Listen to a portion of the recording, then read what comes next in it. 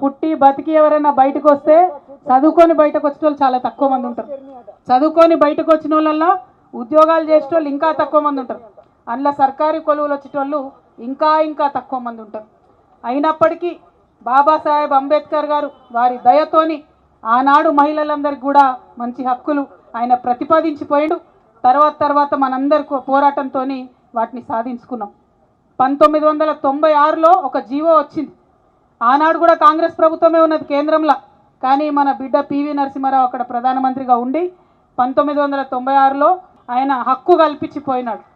విద్యలో 33% మనకు హక్కు కల్పించిపోయినాడు, రిజర్వేషన్ ఇచ్చిపోయినాడు. ఆనాటి నుండి ఈనాటి వరకు మరి ప్రభుత్వ ఉద్యోగాలు ఏవొచ్చినా కూడా మహిళలకు 33% కంటిన్యూస్గా మనకు వస్తూ ఉన్నాయి. చదువుకున్నాం, కష్టపడ్డాం. అది తెలంగాణ వచ్చిన తర్వాత ఇంకా పెంచుకున్నాం. తెలంగాణ వచ్చిన తర్వాత ఏం చేసినాం? ఎన్నడూ పోలీస్ శాఖలో మహిళలకు రిజర్వేషన్ లేకుండే, కానీ 33% మహిళలకు పోలీస్ శాఖలో తెలంగాణ వచ్చిన తర్వాతనే పెట్టుకోవడం జరిగింది. అట్లా ఒక్కొక్కటి మార్కెట్ కమిటీలలో ఎన్నడూ ఎంట్రెన్స్ లేకుండే మహిళలకు మార్కెట్ కమిటీ చైర్మన్లు వేసుకోవడం, రిజర్వేషన్లు పెట్టుకోవడం తెలంగాణ వచ్చినాకనే చేసుకున్నాం మనం. అట్లా ఒక్కొక్కటి పెంచుకుంటూ పోయినాం. ఇవాళ సగర్వంగా చెప్పుకోవచ్చు, హైదరాబాద్ నడిగడ్డిన ఉస్మానియా యూనివర్సిటీలో 72% ఆడపిల్లలు ఇవాళ చదువుతూ ఉన్నారంటే అది మామూలు విషయం కాదు. ఆడపిల్లలు అవలంబన ఇస్తే, కొంచెం సపోర్ట్ ఇస్తే, కొంచెం మద్దతు ఇస్తే ఎంత ఎత్తుకెదుగుతారనడానికి ఉస్మానియా యూనివర్సిటీలో చదువుకుంటున్నటువంటి ఇలా నా ఆడబిడ్డలే సాక్ష్యం అని చెప్పి తెలియజేస్తూ ఉన్నాను. ప్రతి యూనివర్సిటీలో ఇవాళ మహిళల సంఖ్య పెరిగింది. అదనంగా మహిళా హాస్టల్ ఇచ్చేటటువంటి పరిస్థితి మనకు ఆనాడు కేసీఆర్ గారి ప్రభుత్వంలోనే వచ్చింది. అంత పెద్ద ఎత్తున చదువుకుంటున్నాం.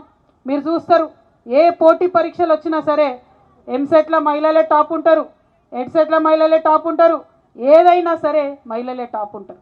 కొంచెం ఎంకరేజ్మెంట్ చేస్తే మహిళలు ఎంత సాధిస్తారు అన్నది మనం చూసినాం. మరి ఇట్లా మంచిగా కొనసాగుతున్నది, మహిళాభ్యున్నతి బాగా జరుగుతున్నది. కేసీఆర్ గారు ఉన్నప్పుడు మనం 1,60,000 ఉద్యోగాలకు నోటిఫికేషన్లు వేసుకున్నాం. అందులో పాత పద్ధతి ప్రకారమే 33% మహిళలకు రిజర్వేషన్లు ఇచ్చుకుంటాం ముందుకు పోయినాం. మరి ప్రభుత్వం మారింది, కొత్త ప్రభుత్వం వచ్చింది. జనరల్గా కొత్త ప్రభుత్వం వస్తే పాత ప్రభుత్వంలో ఉన్నటువంటి తప్పుల్ని సరిదిద్దుకొని సరికొత్త పందాలో పోతుందని ఎవరేమైనా అనుకుంటాం. కొన్ని ఏమైనా మిస్టేక్స్ జరిగితే వాటిని తోసుకుంటూ ముందుకు పోయి కొత్త అంశాలు చేర్చుకోవాలని చెప్పి అనుకుంటాం. కానీ ముందు నుండి ఉన్నటువంటి హక్కులు, సంవత్సరాల తరబడి ఉన్నటువంటి హక్కులు, వాటిని కొల్లగొడతారని మాత్రం ఎవరం కూడా అనుకోలే.